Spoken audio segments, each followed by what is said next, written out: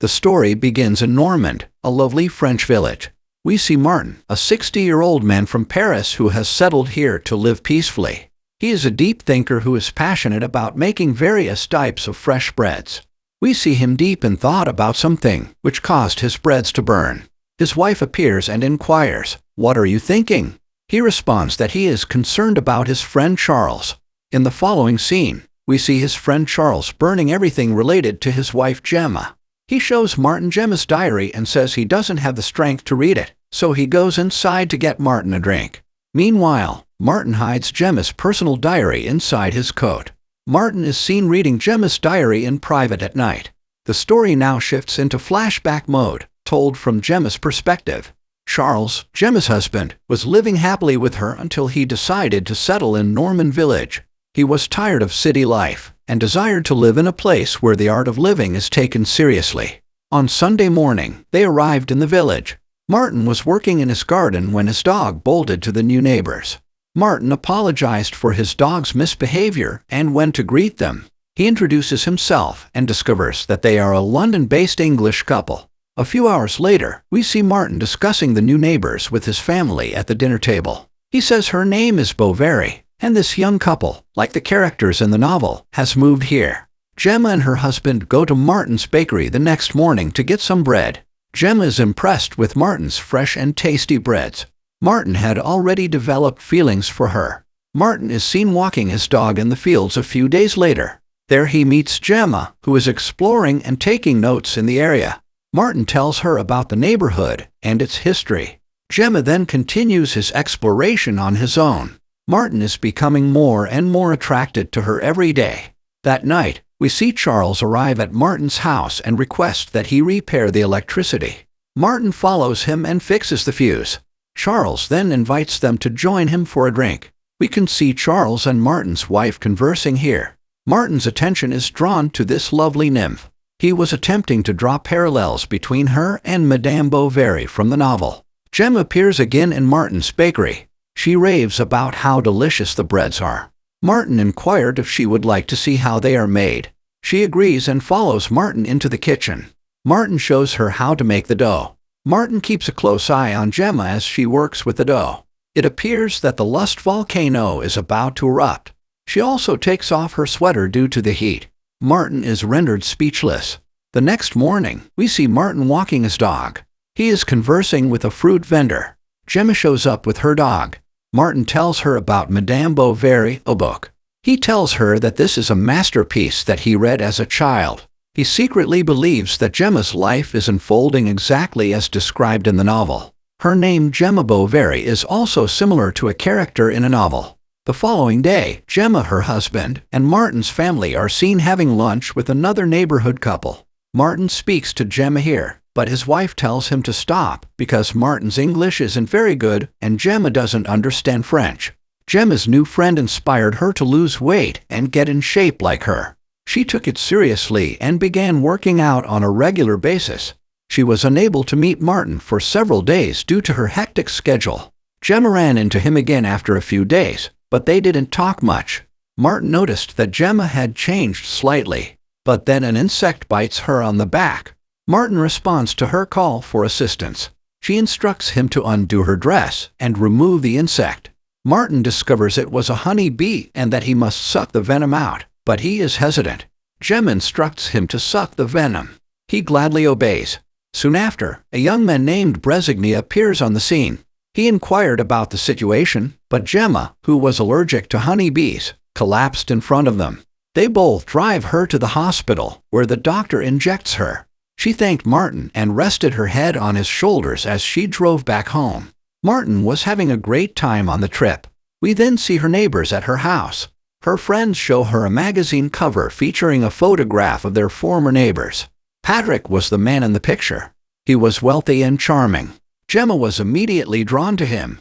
Gemma is soon seen drinking wine with Patrick. She appears to have been prepared to have an extramarital affair with him, but she soon discovers him with one of his girlfriends. She comes home with a broken heart. She went shopping the next morning. Martin was staring at her from her shop window. Bresigny appears unexpectedly. Martin now believes that this is exactly what happens in the novel with Madame Bovary. Before Gemma leaves, Brezhigny approaches her and they have a brief conversation. Martin knew what was going to happen next because it happened in the novel as well. Next, we see Gemma in a store, buying a bottle of wine, and Brezhigny recommends a good bottle of wine to her. He also invites her to his home because they are neighbors. Martin is seen driving the next day. He notices Gemma's vehicle. He follows her and is surprised because she was on her way to Bressy's house. He stands outside, wondering what they are doing inside. At night, we see all of the neighbors eating dinner together. Martin notices Gemma has a love bite on her face. He is overjoyed. On Gemma's neck, he is a love bite. He was correct. Things were currently unfolding in accordance with the novel. The next morning, we see Gemma walking her dog. She enters Bressy's house. Martin was correct. They began to engage in sexual relations. Martin believes Gemma is making a mistake. He believes Bressy will ruin her life, just as Rudolph did in the novel. He was certain that the plot was following the novel, and that Gemma would die. She goes to Martin's shop the next morning and buys some bread. She left a loaf of bread in the shop. Martin's wife requests that he deliver it to her. Martin was on his way to her house when he heard them making love. He waits outside and then leaves disappointed. Gemma dresses in a long coat the next morning to hide her lingerie from her husband. She pretended to go for a walk with her dog, but she was actually going to meet Bressy. She arrives at his house and removes her coat, revealing her stunning and seductive body. It turns on Bressy and they begin kissing. She accidentally breaks an antique statue while making love, which concerned Bressy because it belonged to his mother. She promises to fix it because her husband does the same job. They begin to make out once more. Martin now writes Gemma an unnamed letter in which he tells her she is beautiful and that he is attracted to her. He also wrote a letter to Bressy's mother, in which he explained his relationship with Gemma. Gemma pondered for a long time, but she couldn't figure out who wrote the letter. The next day, Bressy's mother arrives at her house and forces her to return to London. He informed Gemma that he would be unable to meet her at this time. Gemma sobs and returns home, her heart broken. She now realizes she made a mistake with her husband. When she says, "I want to talk to you," her husband begins packing his belongings, knowing full well that she was cheating on him. He abandoned her and returned to the city for a while, and Gemma has now locked herself away for a week. Martin found his dog alone outside and took it to Gemma's house. She instructed Martin to meet her at the church on Sunday. He went there and waited for her, but she never showed up. The next morning, she apologized to Martin and invited her inside. Martin was speaking seriously when some words slipped out of his mouth. He warned Gemma not to do anything she would later come to regret. He claimed to know why Bressy abandoned her. Martin wrote that letter, she realized right away. Gemma yells at him, "Why did you do it?" He responds because he is concerned that she will commit suicide. Madame Bovary committed suicide, just as it was written in the novel. Gemma tells him that she is not Madame Bovary and that she can live happily alone. She moves closer to him and kisses him.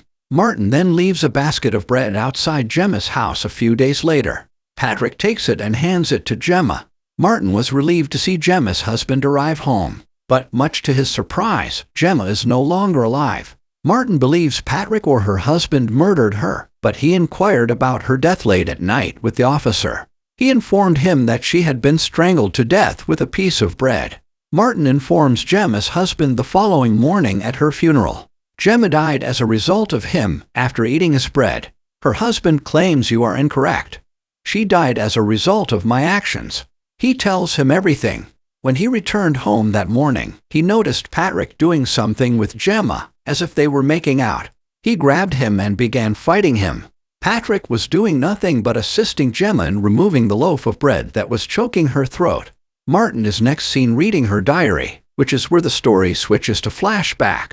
Martin's son informs him the following morning that new neighbors have arrived. He went to check and found a beautiful woman. So he begins again with his imagination.